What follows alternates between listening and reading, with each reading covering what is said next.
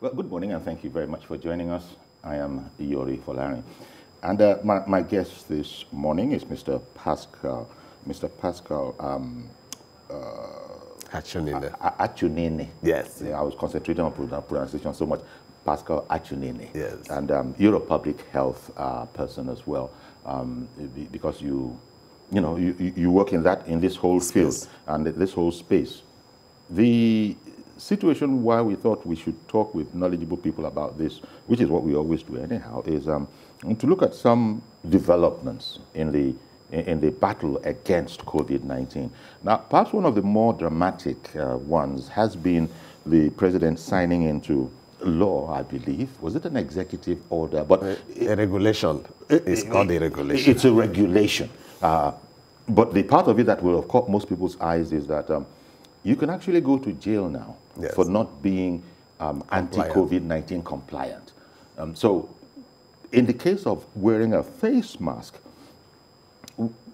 first of all, I was listening to world news, and I think the Americans are not too happy because not all of them seem to be on the same page. Some states are actually lowering the regulation concerning face masks. And so there's this campaign out now there in the US that all those social influencers, sportsmen, millionaires, entertainment people should lead the way, since this is what people want to hear and want to follow. So I think they're virtually begging them to become compliant, to sort of override those states that are sort of taking things down a bit because of, America and its concepts of democracy and freedom and all of that. But coming back home here, what do you think of the regulation that wear a mask or else the law can interfere or intervene? The minimum expectation for any leadership is to provide rules and regulation, and that's actually why the government exists. It provides the direction. Which they have been doing, quite frankly, and, for a long while. Also, if we check our penal code, we have laws that fit into every area of human life. That's right. But the tragedy is that enforcement is weak or non-existent in some cases. If you also check a place like Europe, the extent of enforcement, I spoke to someone in Holland about a fortnight ago, and she shared how tough their own enforcement is because the infection rate is high. It is. It was so tough that she said she had to travel from Holland to Germany to buy foodstuff and fuel because it's cheaper there. Supermarkets were not even open, and the few that were opened, you must have your clear picture of what you're going to do. You work from home. So bringing it back here, our situation is not helped by the fact that enforcement, people have been used to, the law is there for a few people, it's not there for most people. But we have a common enemy, and that is COVID-19. And it affects the poor, it affects the rich. What I feel the government should do, in addition to having the laws codified, is to effectively engage and mobilize. There must be sensitization. Well, because I was going to say that you were explaining the situation in Holland, and I would dare stick my neck out and say, look, in those areas, they're dealing with a much more regulated, perhaps enlightened society. So there's sort of accountability. You can't do anyhow, as we say locally. Yes. That's what the local sentence. You can't do anyhow. There's going to be somebody that's going to say, no, you can't. But here things are different. And if you were just to take an ordinary picture, for example, of a marketplace, you probably find that very few people are wearing masks if they didn't know that it was an investigative kind of a picture. Not that there is no mask wearing. And so the question becomes, you made the point, we've had a number of regulations in the past. They're there. Nobody takes them off the book. But people keep on doing what they were doing. Lagos State here is an example. Lagos State has an anti-street trading law. They tried to enforce it. But long story short, here we are today, and you can buy just whatever you want in traffic. Now, people are feeling a bit the same way without being negative about the whole thing. That can we really come across with enforcement? From the Even though all of this is for our own benefit. From the provisions of the regulation. Yes. There were many stakeholders that were saddled with responsibility of enforcement. Besides the police, there were other paramilitary or entities. Even sanitary inspectors have responsibility to ensuring that it is observed, those laws are observed. But it's almost 2-3 weeks now that law came out. If you move around time, there's nothing, the regulation, there's very little that suggests that anything new happened. And that is where we come to. We need to really, really roll our sleeves, because as most people are, their view is that I'm already down. What do you do to me now? You know, let me take, because we also have with us this morning Dr. Francis Onachukwu. Dr. Onachukwu is is a public health expert as well. He's an optometrist. I don't like how those words come. Good morning, doctor. He's an eye doctor. Good morning, and thank you very much for making the time for us. You've listened to our conversation so far. What do you think about the regulation that now makes it an actionable offense not to wear a face mask, for instance? Give me your because we know the intention of government, it's to safeguard us, but you also know the intention, you know the attitude of our people. What's your thinking on the matter? Okay. The major issue is the fact that the government is doing their best to help to reduce the spread of this COVID-19. Because recent trends have shown that in the past 1 month, we've had over a 1,500% increase in the number of COVID patients and the people that have also died from COVID-19. So I think the government is doing their best to see how much the virus can be transmitted. Now, like you already said, a lot of people see government laws as just one of those things. They will say it, but they will eventually not carry out the action. But I can say categorically in Abuja here, in Banex, last week or thereabouts, some people were arraigned for not wearing their face mask. And some days later, I went there again, and almost everybody I saw in that vicinity were wearing their face mask. So what it means is that government has to try to enforce these laws more, because a lot of people just feel it's one of those things. COVID is not real. Sensitization too is very important. If you go to the market square now and you ask them about COVID, the first response you hear is, I beg, leave that thing, it's fabricated. Government is just making up stories. So people really need to understand in depth the level of this COVID-19 virus and how much it can affect them. The only people who are taking it serious now are those who know someone or are related to someone that has died from COVID-19 or has been infected by COVID-19. So that's the major issue. And I don't think we should wait for all of us to know someone who has died from COVID-19 before we take it as serious as it should be. Thank you very much, Doctor, in the first instance. So there you go. It looks like we're actually rationalizing, reasoning, almost pleading with the public to be compliant in view of what we know about them. So it's now up to the public to show that you didn't get us at all. We hope we're wrong in this, in spite of all the what looks like intrinsic evidence that we have on the ground.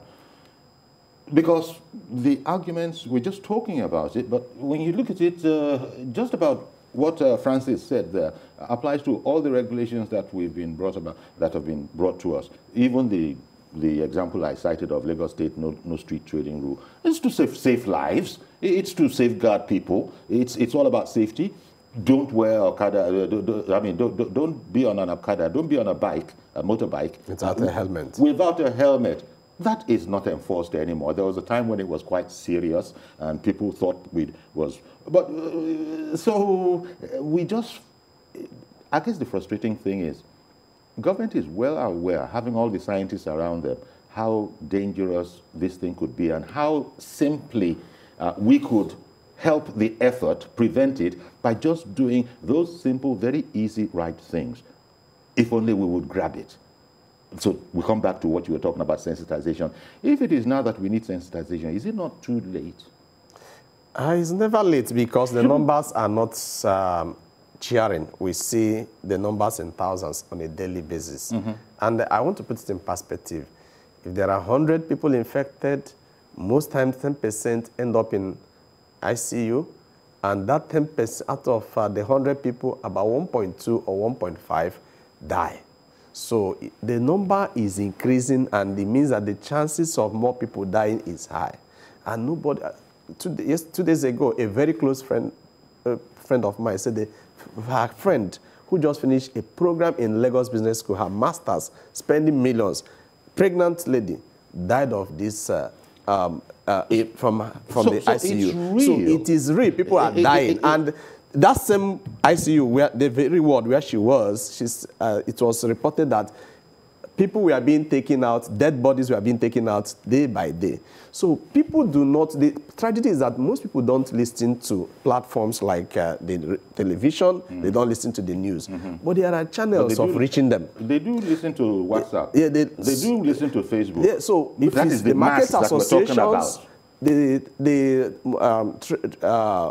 transport unions, those are the areas where if this enforcement is firm. So if it's a branch, the executive, you put them to task that if ABCD does not happen, these are the consequences. And by the time some of their members are picked, not only that they will pay fine or jail, be going to the 6 months jail as stipulated, but you take them to isolation centers, part of their punishment will be to carry cylinders. So it's not enough for to oxygen cylinders. It's not enough to just sign these regulations into law, is what you're saying. We must also identify critical stakeholders and enforce it through them. Yes. Otherwise, if it's the normal model of engagement, we may continue to see these numbers rising. And this is what we don't want. And the transmission is deep, is wide. And that is the very first place. People need to understand that that's the most important link in this horrible chain, that you can disengage by simply not catching it in the first place, by going to all what the Nigerian will refer to as wahala involved. Go ahead and do the wahala. People see deterrence. Yeah, people see what the situation is like in terms of managing this, if there's the need for managing it. So people really need to be persuaded, convinced deeply that they don't need to go through that. And if there's anything I can do about it, then I'm going to be helping myself.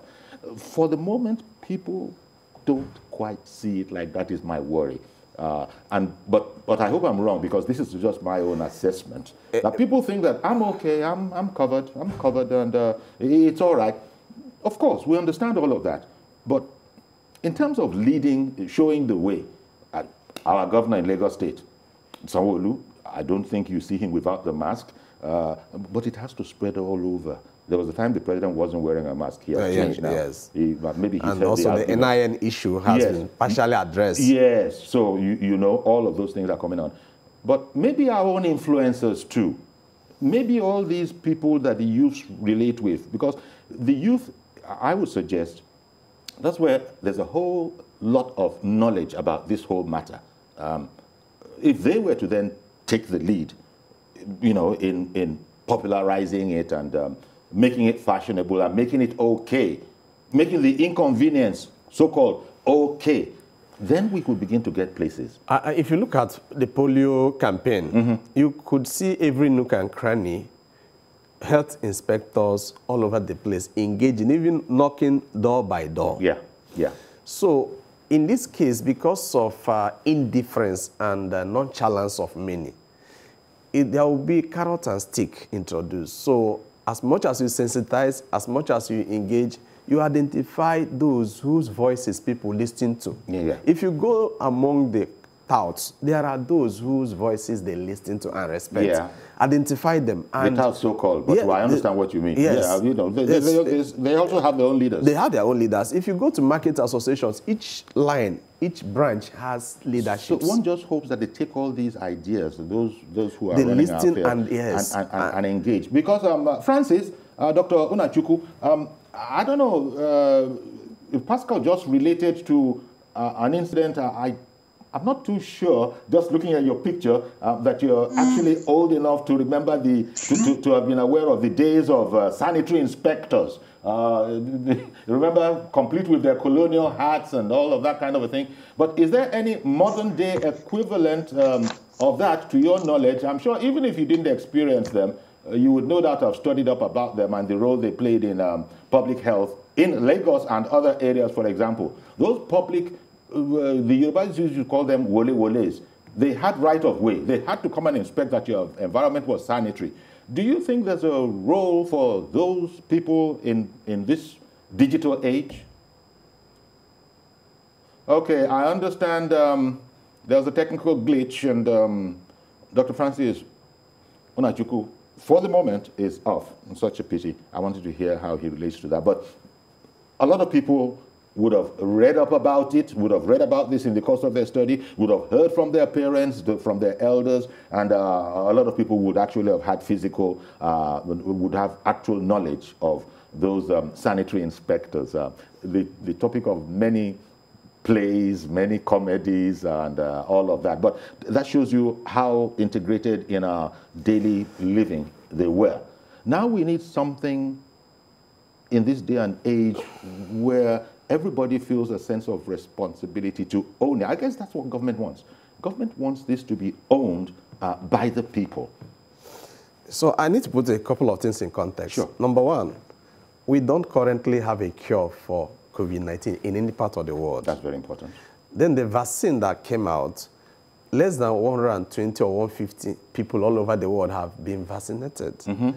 And in Africa, only 4 countries have received it. Even South Africa, that got the largest chunk, 1 million, they are yet to start deploying it.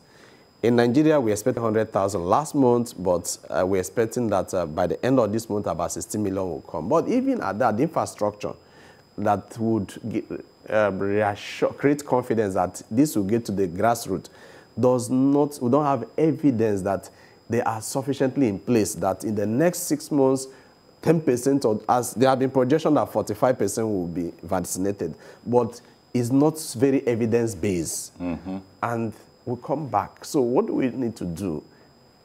We need to hold hands. And even now, let's also bring it in perspective. The health workers, perhaps 20 years ago, those sanitary inspectors had more incentives in terms of welfare that could incentivize them to go out. The society was entirely different then. So right now, you don't have enough PPE for medical workers. You hear of 20 doctors dying at a time, sometime in December, in a week. Other health workers have been infected and exposed. Do we have sufficient grounds to deal with the issue we have? No. We don't have the resources. We're also going to a recession as a country. But there are no pharmaceutical interventions. And that is why as much as government is talking, government may also identify social sector players that have the ears of the people. They understand their pain points.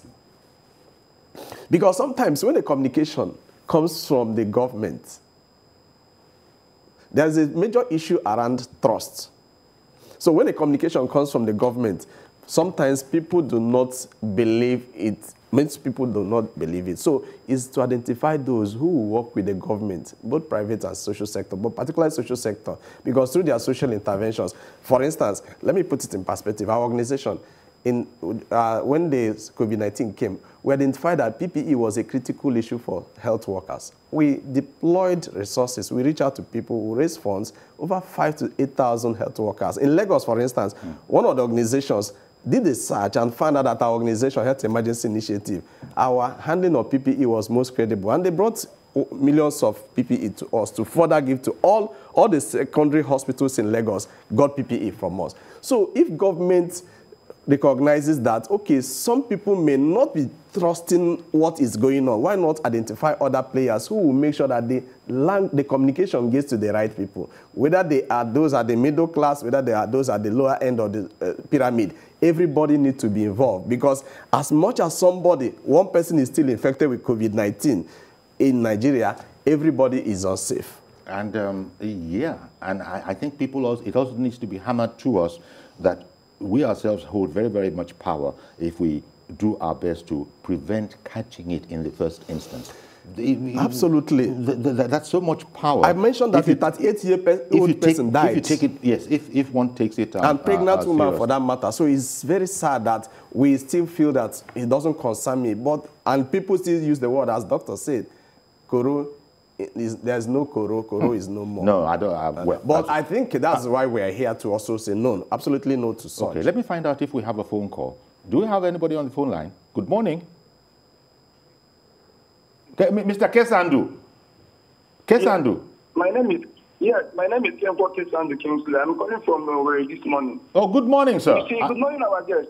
Yes, good morning, our guest. Thank you. You see, we must all understand that the fight against this dreaded COVID-19 pandemic is a collective responsibility of everybody. Every Nigerian must play his or her part to make sure that we fight this common enemy of ours with standstill.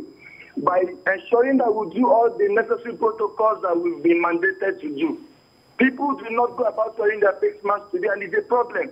Some persons at this moment do not believe that there is coronavirus. But let us narrow it down to the people who are saddled with this responsibility proper, which is the government. When we talk about effort, I believe the government has not done so much to fight this ugly virus attacking us. You see, there are a whole lot of things the government is supposed to do at this material time. Like, for instance, so many health workers are complaining. Even some of our federal medical centers are not really equipped to take care of this particular menace in the society. Now, let us talk about giving information, sensitization. If you go to some of our rural areas, people today still do not believe that there is coronavirus. That is the problem, and I feel the government has to come down to the grassroots. People need to listen to this. People must hear this and see that this thing is real. And also, I was so disappointed when I heard that since we have the government in power, the party in power are going about doing validation and registration. These things are bringing crowds together, and this is one thing we are all speaking against. So I was so disappointed that the president should allow his party to go about this thing. It is not a party affair, but whatever we're going to do to make sure that we do not bring more than 10 persons together in any gathering, we must do it. I think the government should expedite action. We must do more to make sure that we fight coronavirus. God bless Nigeria. Indeed. Thank you very much, Mr. Kesandu, for the urgency that you put to the matter. Because we were just talking about there's so very much, if we take personal responsibility, that we can do. But I must say that people around me, you know, probably it's the same for most viewers as well, are taking this as seriously as it needs to be taken. But the guesswork, and I hope one is very wildly wrong in that regard, the guesswork is that not everybody is paying as much attention. Somebody put it that if you don't have an incident, a fatality close to you, probably you're not going to be taking it seriously. But as has been pointing out, one doesn't have to wait for that. One cannot be a doubting Thomas about this. We've passed that, long past that stage. So everything that Kesandu says is so very important, in addition to what you have also said as well. But we just have to own this. A lot of it goes against our very nature as very sociable people. This whole matter about maximum of 50 and better if it's 10. Parties are going on. Parties are going on. You know, there's so many reasons that things are the way they are. People have businesses, they set up businesses, they were going out of business, they were going bankrupt, event centers and so on. You know the whole domino effect. So government's hand was forced, quite frankly. Now let the people take over. Let them take over. Apparently, that is not something that has been, because you observe that since about a fortnight ago, when this regulation was signed into order, there's been no paradigm shift in terms of behavior. That paradigm shift. Yes, in terms of conduct, in terms of behavior. And when you talked about you and those around you, those around me, perhaps we are all compliant, but that does not represent 30% of the population. That is why I just hope I was making a mistake with those estimations of mine, and that it's a lot better than we fear. So this has really been some sort of a public conversation again. Let's look at it, guys. Government is doing what it can. Kesandu was pointing out that it's government's responsibility but I just want to come in. I wanted to come in that we ourselves, Gogonko, on so whose one behalf of the things I also on. think the government, very quickly, please. Yes.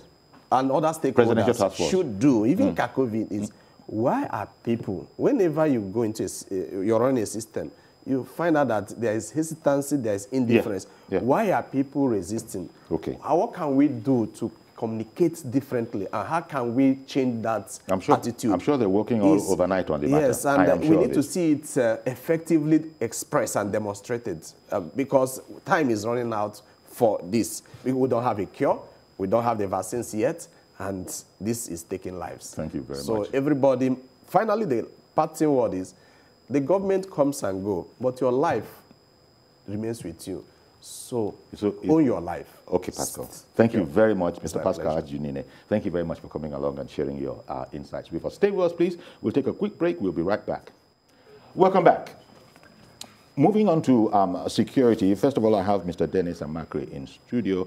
Dennis Amakri, MON, is he's a security consultant. Thank you very much, as always, for coming on. Good morning. Good morning. Yeah. And it's about Kaduna, where about 2 days ago we heard the news, terrible, that bandits were just running riot over there, rampaging. That was 2 days ago, but I understand that overnight something else seems to have happened. So I thought what we should do is quickly touch up with our man over in Kaduna there, Tessa Makande, TVC News correspondent in Kaduna.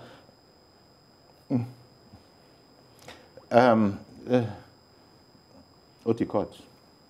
That's what I heard. Otikot. Are you sure you're not on air? So we had Tessa Makende, and then we don't have Tessa Makende. But he's a man in there. Well, what I think Tessa would have included in the roundup that he would have given us is that in 29, what we've been hearing, the horrible news about, bandits kill 18, bandits kill 29. I think the Air Force has also been very, very active. Yes, there were some sorties yesterday. I think day before yesterday night, crossing over to yesterday morning, where the Air Force actually raided some bandits' hideouts and take out a lot of them. In fact, the governor of Kaduna State was very, very happy with them. We know the bandits are not relenting. And at the same time, I think with the new service chiefs on ground, new things are also happening. It might be strange to many law-abiding citizens to be hearing the conversation that we're having, that banditry, there are those who have made it into a profession, there are those who have made it into a job, as you said, are not relenting in the face of society. Yeah. You would, ordinary people would think, no, we're not used to bandits in this form, where they become it becomes a daily job for security personnel because the bandits are not relenting. Yeah. What is going on is, has banditry gotten bolder? Or are there other aspects to this whole thing that we don't know? Banditry has gotten bolder. The bandits, the people who call bandits, are actually, right now, they are the foreign Fulanese that are in the country right now.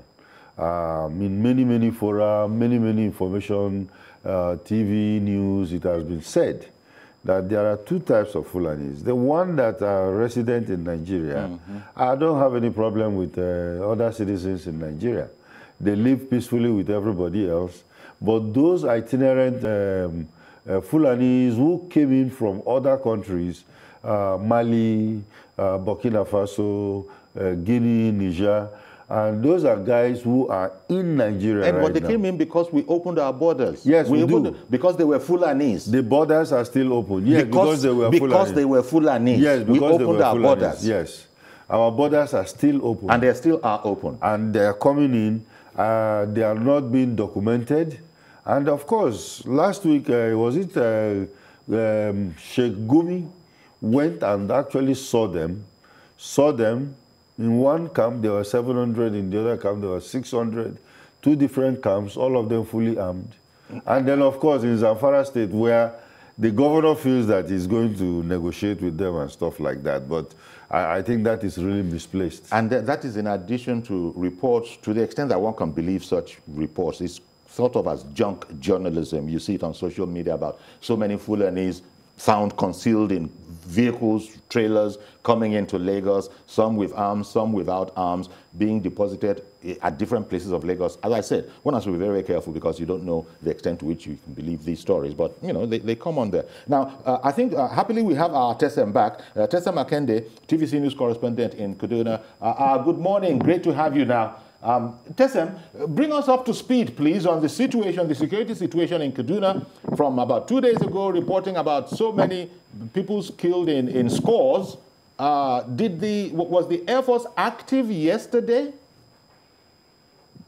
Yes, the Air Force was active yesterday, and I must say that security personnel here must be commended, else the situation would have perhaps read, you know, differently on the negative side. As we speak with you, I've been in touch with some of them. They are in the hinterlands of Kajuru local government, where, you know, people died and several are still displaced as we speak. So it's not been the best of times at all, especially for the locals. It's really cold here. It's really a bad time.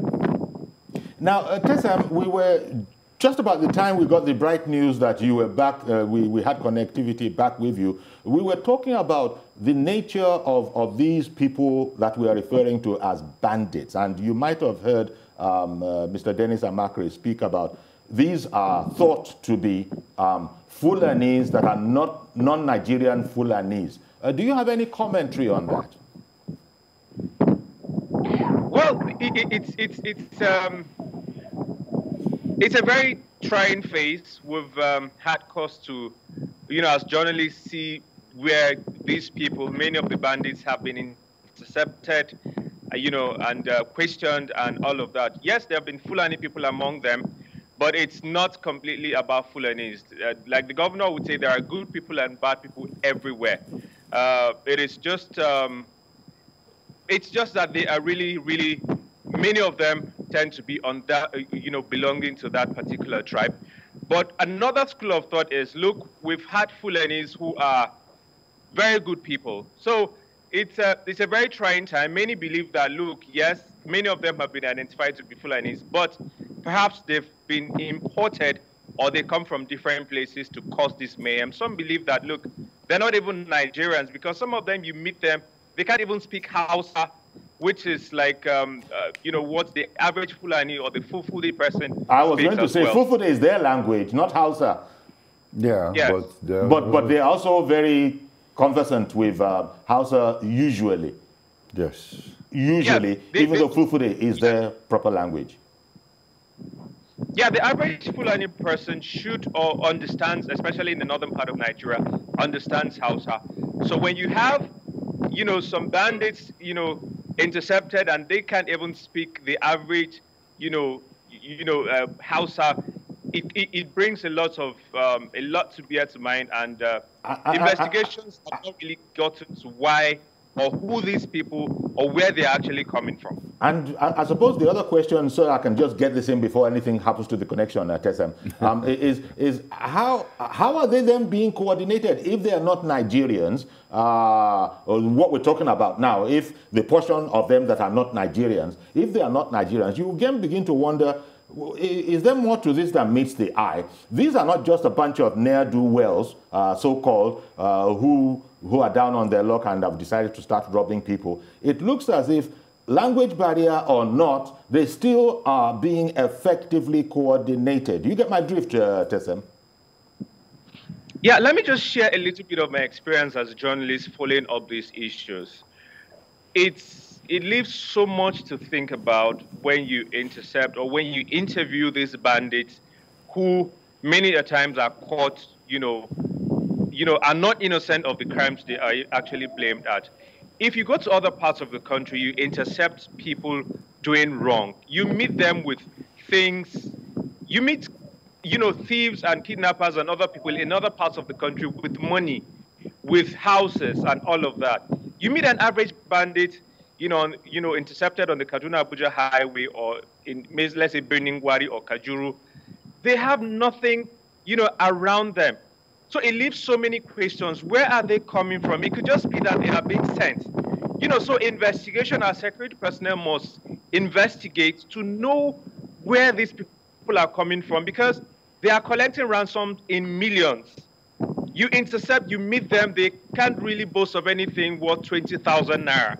So what is really happening? Exactly. It's so many questions here to be answered. Well, thank you. Stay with us, if you will, while I bring this matter back to the studio, and we've opened up the phone lines as well. Yes.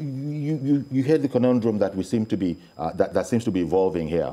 From yours saying that a bulk of these bandits, as they are called, are actually non-Nigerian Fulanis, and you could see Tesem, you know. Let me give you another information that will interest you. These particular people are an extension of Boko Haram. They are an extension of Boko Haram.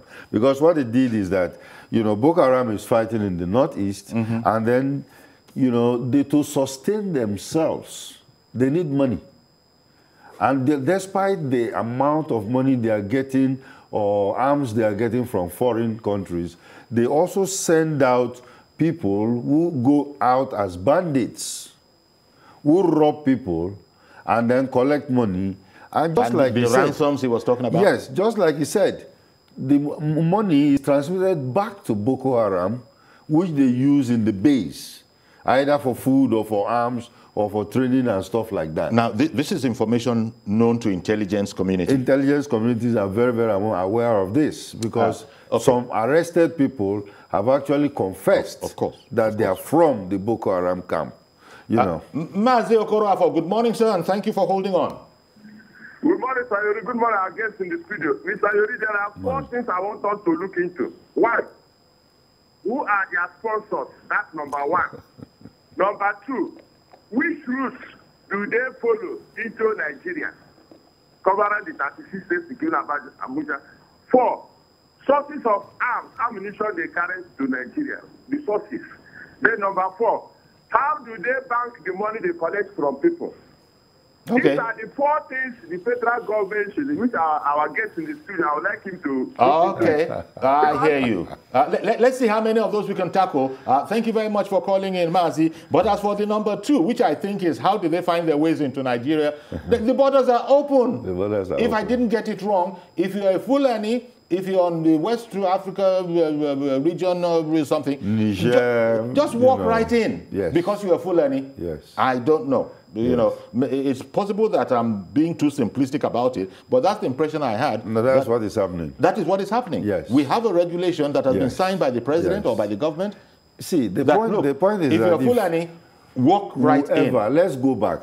If we are looking at the ECOWAS free trade and movement law, you find out that if you're an ECOWAS man, for instance, you are coming into Nigeria from Ghana, or I'm going to Ghana, I present my passport at the checkpoint there, and they look at it. Document. Yeah, travel document, and then let's say passe. Yes. And then they will stamp it and say, okay, you go, and before 90 days, you are supposed to go back. But these guys are coming in, and they don't show any papers. I don't think there is any border post where they show their papers. So you can register the Fulanis that are coming in that are not Nigerians. Yes, and they are not following the recognized routes. They are coming through the bushes and everywhere. So that's the problem we have with our border control. Okay. Tunde in Jeba. Good morning, sir. Good morning, sir. Yeah, please go ahead now. My question is, what is the president doing with this? How long is it going to take Mr. President to get up and address the nation? Because everybody looks towards Mr. President. Every day I watch the TV, the man acts like it doesn't matter. I don't care. Why will a president sit down? The same thing during the NSAS. What does it take? Within 2-3 days, get up and tell people what they want to, even if you're going to lie. So many people look up to the president. Okay, Tunde, I get you. I get you. You'd like to hear from the real seat of power, from the president, no less. Yeah. You want to hear from Aso Rock. What do you think about all of this, and what are you going to do about it?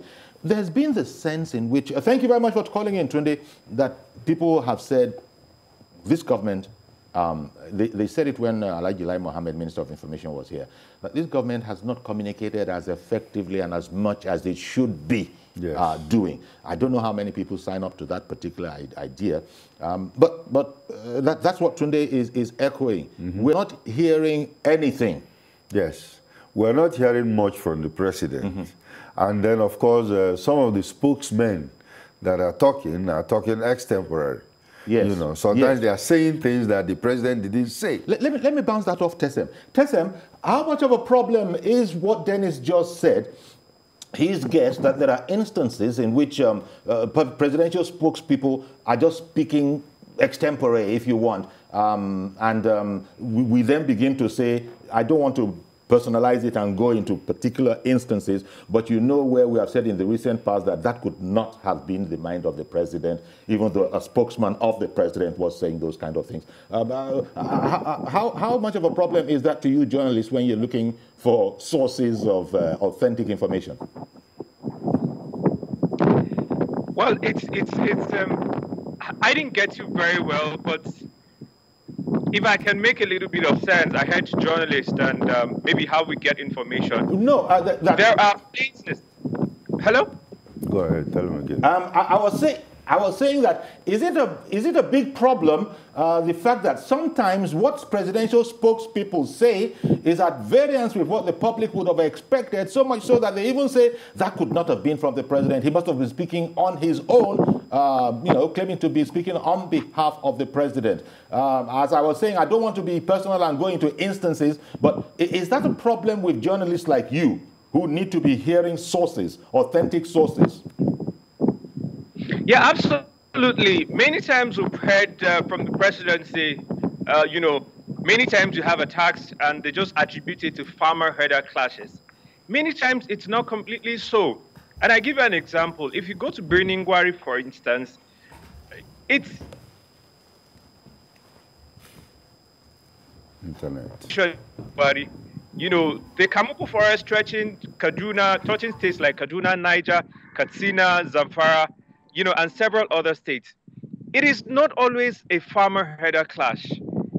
So many times as journalists we hear, and of course seeing the situations on ground, we just know that, look, many times the spokespersons get it really wrong. Okay, Tessem, one moment. Mr. Dada in Mowe, good morning. Yeah, good morning, Mr. Yori. First of all, I would like to commend you for the great work you guys are doing out there. You're very kind, sir. Life. Thank you very much, sir. So now, my own contribution is this. Despite the fact that the border is porous, I think there should be a way to check all these things. And the best way so far is what the Southwest are trying to do now, which is making use of the rural grazing. Open grazing is not going to help in any way at all. And why is it not going to help? Sorry to interrupt you. Don't forget that we're talking about the state of security, the unsatisfactory state of security in Kaduna State, where bandits have been terrorizing the society, and the Air Force, actually came in yesterday and did a commendable job by all accounts. So I just wanted you to sort of get the focus that that's where we're talking about it. We also extended it to just who are these kind of bold bandits? And that's where the whole question of they might be non-Nigerian Fulanis. In fact, it is strongly felt that this is who they are. Yes, I understand. And this is what I'm trying to say. The fact is that it is obvious that not all of them are Nigerian Fulanis. In fact, some of these people are coming from neighboring countries like Cameroon, Niger, Mali, and all that. Now, in order to cope all these things, the border needs to tighten up. And in fact, during the closure of the border, we all know that people are still coming in. So as a matter of fact, what can be done to make sure this thing is being caught is to tighten the border. Of course, I still have to commend the federal government. Not that they are not trying their best. They are in fact trying their best. But maybe they need to put more effort. Okay, we're going to have to leave it there, Dada. Thank you very much for calling in for times of for issues of time, and I agree with you, as I did think most people will. But it goes back to the question that I think before then Tunde had asked: just what are the authorities doing about all of this? Tunde there was suggesting, but this whole matter about the border, somebody was, it was Tunde, I think, talking about the border being porous. Never mind porous, it's open. Open, yeah. It's open. It's not porous, it's open. It's just open. Yes. So we have a problem here, and so one can identify with the caller who said, we need to be hearing from the presidency. Either we're getting this wrong, or if we're not getting it wrong, this is what they've done to check this situation. You know, because the president is Fulani, a lot of people want to hear from him. But that is not actually the issue. Okay. Yeah, that's not... Are we very like in the next 5 seconds, please? We completely run out of time. No, we run out of. Okay, fine. So I think the necessary agencies of government should handle this properly. Okay. If the immigration especially, or the military, and route these people out of the country. Okay, thank you very much, Dennis Amakre MON. Thank you much for your time. And Tessem, thank you very, very much for for being there for us, standing by from your station. I'm afraid that's our program. Do everything you can to be anti-COVID-19 compliant. I'm Yori Falan. I'll see you tomorrow, God willing. Bye-bye for now.